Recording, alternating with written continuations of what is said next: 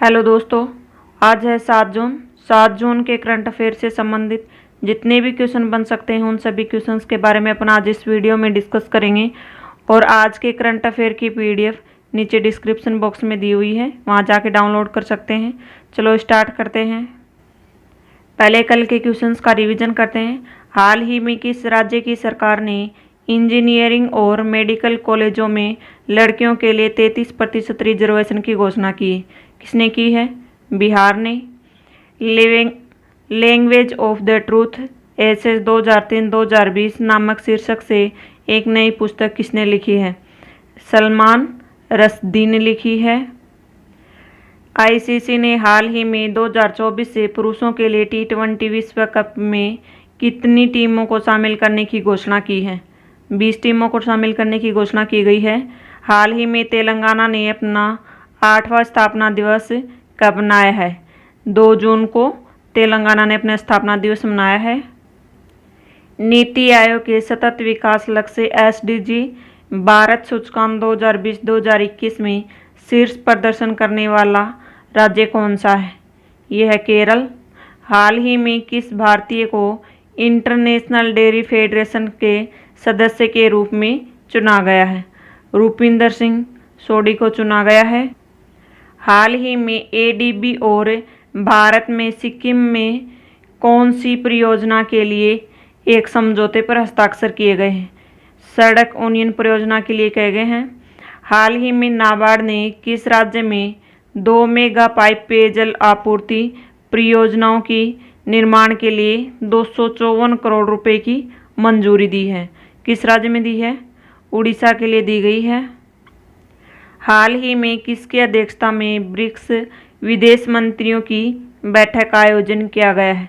S Jaishankar की अध्यक्षता में की गई है। व्हाट्सएप ने किसको भारत के लिए अपना शिकायत अधिकारी नामित किया है? किसको किया है? परेश बी लाल को किया गया है। हाल ही में किस देश का सबसे बड़ा नौसैनिक जहाज खर्ग आग लगने के बाद डूब गया है? किसका था? ईरान का जहाज था ये, जो हाल ही में डूब गया है। दूसरा संयुक्त राज्य वैश्विक तट परिवहन सम्मेलन 14 से 16 अक्टूबर 2021 के बीच कहाँ आयोजित किया जाएगा? ये बीजिंग में किया जाएगा। हाल ही में गोवा ने कौन सी थिंक टैंक का गठन किया है? Goa institute for future transformation. INS संधान को 40 साल की सेवा के बाद कब सेवानिवृत्त किया गया है? ये 4 जून को सेवानिवृत्त किया गया है। हाल ही में किस देश के फेंगयून 4B सैटेलाइट को सफलतापूर्वक लॉन्च किया है? किसका था? ये चीन का था। चलो आज के करंट अफेयर का स्टार्ट करते हैं। हाल ही में किस राज्य की सरकार ने कोविड-19 से निपटने के लिए दूसरी बार 20,000 करोड़ रुपए के पैकेज की घोषणा की है? किसने की है? ये केरल ने की है। केरल ने कुछ अन्य पैकेज आवंटित किए हैं, जैसे तटीय सुरक्षा और तटीय बुनियादी ढांचा के लिए 5300 करोड़ रुपए आवंटित किए गए हैं। कृषि क्षेत्र के लिए ऋण 2000 करोड़ रुपए आवंटित किए गए हैं। कुदुम श्री पड़ोस के समूह के लिए ऋण के लिए 1000 करोड़ रुपए आवंटित किए गए हैं। निःशुल्क टीके उपलब्ध करवाने के लिए 1000 करोड़ रुपए आवंटित किए गए हैं। हाल में ही केरल सरकार ने मछुआरों की आजीविका में सुधार के लिए परिवर्तन योजना लॉन्च की है। व्यापक टीकाकरण अभियान शुरू किया गया है। 10 जुलाई 2021 को स्मार्ट किचन योजना शुरू करने की घोषणा की गई है। वन स्कूल वन IAS योजना भी केरल सरकार ने लॉन्च की है। TB उन्मूलन कार्यक्रम के लिए केरल को राष्ट्रीय पुरस्कार मिला है। विश्व का सबसे बड़ा हाथी पुनर्वास केंद्र केरल में ही है। गरीबों को मुफ्त इंटरनेट उपलब्ध कराने वाला पहला राज्य भी केरल ही है। बात आती है केरल की। केरल की राजधानी का नाम है तिरुवनंतपुरम। मुख्यमंत्री का नाम है पिनारई विजयन। राज्यपाल का नाम है आरिफ मोहम्मद खान और मुख्य न्यायाधीश का नाम है मणि कुमार। यहाँ की लोकसभा की सीटें हैं 20, राज्यसभा सीट हैं 9 और विधानसभा सीट हैं 140। केरल के राज्य पशु का नाम है हाथी, राज्य पक्षी का नाम है धनेश और राज्य वृक्ष का नाम है नारियल। ठीक है। यहाँ का शास्त्रीय नृत्य है कथकली और मोहिनीअट्टम। लोक नृत्य है थुलाल, कालियट्टम, पादियानी। ठीक है। राष्ट्रीय उद्यानों का नाम है अन्नामुंडी शोला राष्ट्रीय उद्यान, एराविकुलम राष्ट्रीय उद्यान, पेरियार राष्ट्रीय उद्यान, साइलेंट वैली राष्ट्रीय उद्यान। ये सभी राष्ट्रीय उद्यान केरल के हैं। यहाँ के कुछ प्रसिद्ध बांध, उनका नाम है मल्ला पेरियार बांध, इदुक्की बांध, पेरियार नदी तथा बानुसरा सागर बांध। अगला क्वेश्चन है, हाल ही में 5 जून को विश्व पर्यावरण दिवस मनाया गया है। इसकी 2021 की थीम क्या है? 2021 की थीम है इकोसिस्टम रिस्टोरेशन। पर्यावरण की रक्षा के महत्व के बारे में जागरूकता पैदा करने के लिए संयुक्त राष्ट्र की सबसे बड़ी आयोजन में से ये एक है। इस दिन का उद्देश्य समुद्री प्रदूषण, ग्लोबल वार्मिंग और अन्य वन्य जीव अपराध जैसे पर्यावरणीय मुद्दों की ओर सरकारी और गैर सरकारी संगठनों का ध्यान आकर्षित करना है। 1972 में संयुक्त राष्ट्र ने मानव पर्यावरण पर स्टॉकहोम सम्मेलन में 5 जून को विश्व पर्यावरण दिवस के रूप में अपनाया था। यह पहली बार 1974 में मनाया गया था। हाल ही में किस राज्य के आदि द्रविड़ और आदिम जाति कल्याण विभाग ने अनुसूचित जातियों के सभी 7 उप संप्रदायों को एक समान नाम देवेंद्र कुल्ला वेलालर प्रदान किया है? किस राज्य के किया है? तमिलनाडु राज्य के किया गया है। ये हैं 7 उपसंप्रदाय। इन सभी को देवेंद्र कुल्ला वेलालर नाम दिया गया है। ये सभी 7 उपजातियां हैं तमिलनाडु की। बात आती है तमिलनाडु की। तमिलनाडु की राजधानी है चेन्नई। मुख्यमंत्री का नाम है M.K. स्टालिन। राज्यपाल का नाम है बनवारीलाल पुरोहित और मुख्य न्यायाधीश हैं संजीव बनर्जी। सरकारी स्कूलों के छात्रों को चिकित्सा प्रवेश में 7.5% का आरक्षण दिया गया है। युवा अधिवक्ता कल्याण योजना लॉन्च की गई है। सरकारी स्कूलों में स्मार्ट ब्लैकबोर्ड योजना शुरू की गई है। मिट्टी के खिलौनों को GI टैग देने की घोषणा की गई है। तमिलनाडु का शास्त्रीय नृत्य है भारतनाट्यम और कंगटम। लोक नृत्य है कुमी, कोल्टम, कावड़ी और यहाँ के राष्ट्रीय उद्यान हैं गल्फ ऑफ मन्नार मरीन राष्ट्रीय उद्यान, इंदिरा गांधी राष्ट्रीय उद्यान, मुडुमलाई राष्ट्रीय उद्यान। ठीक है। यहाँ के राष्ट्रीय पशु का नाम है काला हिरण, राज्य पक्षी है पन्ना कबूतर और राज्य वृक्ष है पालमेरा खजूर। 6 मई को विश्व भर में कौन सा दिवस मनाया जाता है? कौन सा दिवस मनाया जाता है? इंटरनेशनल नो डाइट डे मनाया जाता है। ये दिन खुद के प्रति प्यार और आत्मविश्वास को बढ़ावा देने के उद्देश्य से हर साल 6 मई को मनाया जाता है। इस दिन लोग मोटापा, कमजोरी, बढ़ते वजन, बेली फैट जैसी समस्याओं को भूलकर खुद के प्रति प्यार जाहिर करते हैं। इस दिवस की शुरुआत 90 के दशक में एक ब्रिटिश महिला मैरी इवास ने शुरू की थी। अगला क्वेश्चन है, 2 जून 2021 को मॉरिशस के पूर्व प्रधानमंत्री अनिरुद्ध जगन्नाथ का निधन हो गया। वर्तमान में मॉरिशस के प्रधानमंत्री कौन हैं? अब वर्तमान में प्रविंद कुमार जगन्नाथ मॉरिशस के प्रधानमंत्री हैं। इनके निधन पर 2 दिन के शोक की घोषणा की गई है। इन्होंने मॉरिशस के राष्ट्रपति और प्रधानमंत्री दोनों के पद पर कार्य किया है। इन्होंने मॉरिशस के प्रधानमंत्री के रूप में 4 बार कार्यरत रहे हैं। ये मॉरिशस के लंबे समय तक रहने वाले प्रधानमंत्री हैं। इन्होंने 2017 में इस्तीफा दे दिया था। अब इनके बेटे प्रविंद कुमार जगन्नाथ प्रधानमंत्री के रूप में कार्यरत हैं। बात आती है मॉरिशस की। मॉरिशस की राजधानी है पोर्ट लुइस। यहाँ की मुद्रा है मॉरिशस रुपया और यहाँ के वर्तमान में PM का नाम है प्रविंद कुमार जगन्नाथ और राष्ट्रपति का नाम है पृथ्वीराज सिंह रूपन। हाल ही में किस सोशल मीडिया कंपनी ने अमेरिका के पूर्व राष्ट्रपति डोनाल्ड ट्रंप का अकाउंट 2 वर्ष के लिए सस्पेंड कर दिया है। किसने किया है? ट्विटर ने किया है। हाल ही में ममता बनर्जी ने टीएमएस पार्टी में किसे राष्ट्रीय महासचिव नियुक्त किया है? किसको किया है? अभिषेक बनर्जी को नियुक्त किया गया। टीएमएस पार्टी के संगठनात्मक बदलाव करते हुए पार्टी के सांसद अभिषेक बनर्जी को राष्ट्रीय महासचिव नियुक्त किया गया है। कुणाल घोष को स्टेट जनरल सेक्रेटरी बनाया है। सियोनी घोष को यूथ विंग की कमान सौंपी है। ठीक है।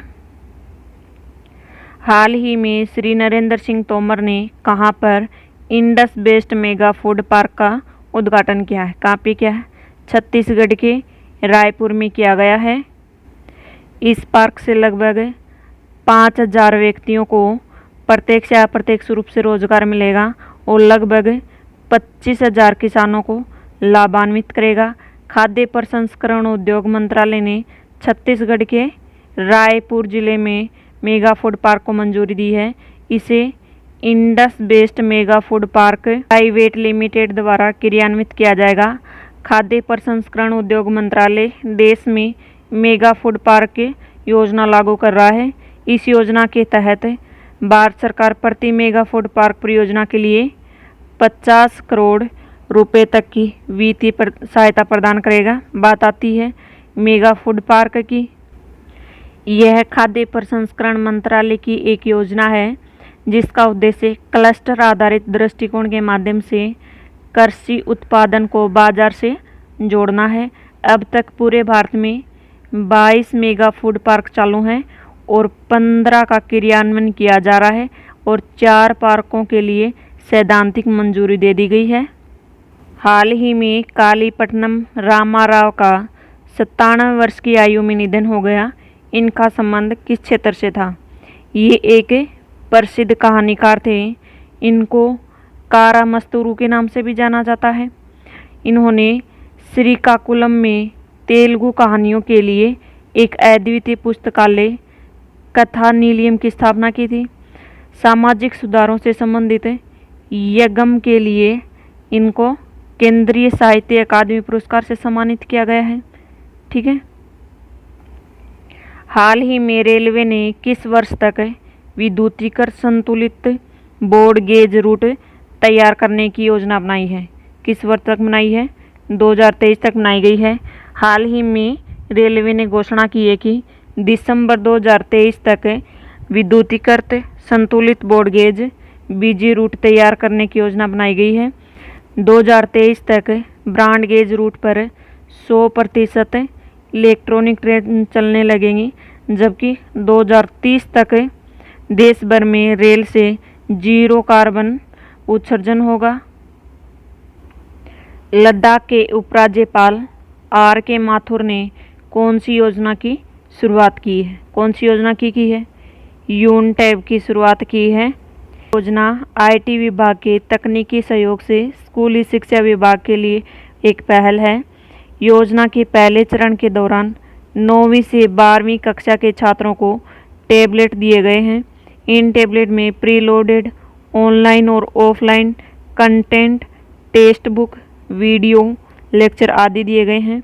यह योजना कनेक्टेड और अनकनेक्टेड के बीच डिजिटल डिवाइस को बांटेगी। इस योजना से कक्षा 6वीं से 12वीं तक के छात्रों को लाभ होगा। उपराज्यपाल ने यह भी कहा है कि छात्रों में वैज्ञानिक प्रवृत्ति विकसित करने के लिए 91 नई ICT प्रयोगशाला स्थापित की जाएंगी। उन्होंने 10वीं और 12वीं कक्षा के मेधावी छात्रों को वित्तीय सहायता देने की भी घोषणा की है, जो कोचिंग के माध्यम से नीट, JEE, UG क्लेट जैसी परीक्षाओं की तैयारी कर रहे। रीवा योजना के तहत छात्रों को 1 लाख रुपए तक की कोचिंग शुल्क की प्रतिपूर्ति की जाएगी। ठीक है। सामाजिक न्याय और अधिकारिता मंत्री ने 4 जून 2021 को सेज परियोजना की शुरुआत की है। सामाजिक न्याय और अधिकारिता मंत्री का क्या नाम है? इनका नाम है थावरचंद गहलोत। सेज की फुल फॉर्म है senior care ageing growth engine. ये जो योजना है ये बुजुर्गों की देखभाल के लिए सेवाएं प्रदान करने के लिए शुरू की गई है।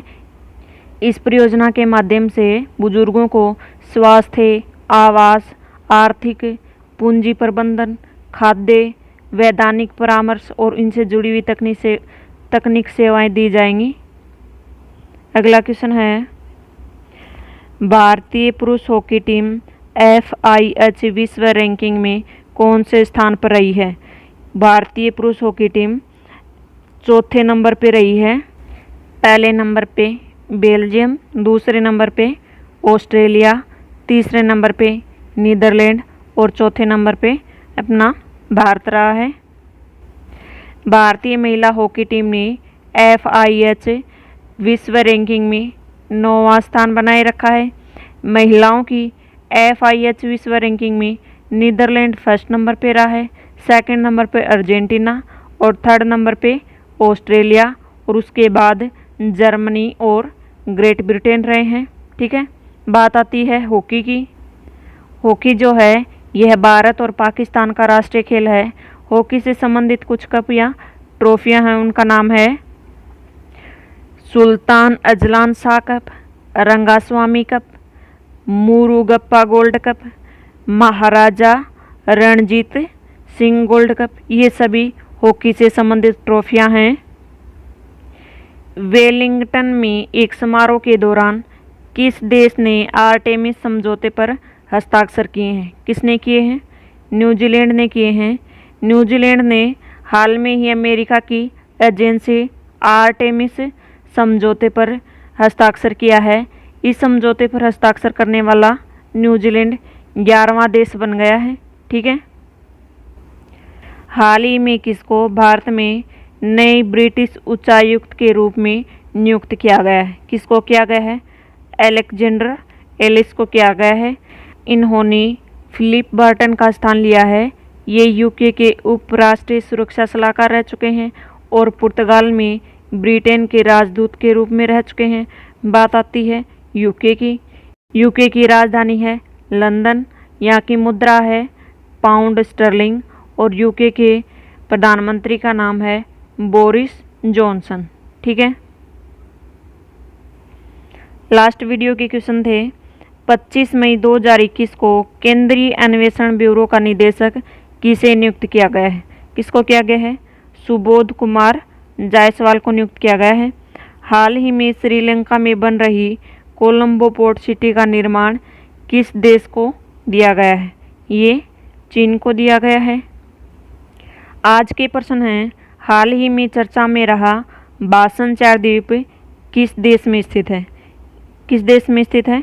म्यांमार, बांग्लादेश, नेपाल, मालदीव। दूसरा क्वेश्चन है, हाल ही में एक राष्ट्र एक मानक योजना में शामिल होने वाला पहला मानक संस्थान कौन है? DRDO, RDSO, railway board, RBI। इन दोनों क्वेश्चंस का जवाब आपको नीचे कमेंट बॉक्स में देना है। ठीक है, थैंक यू।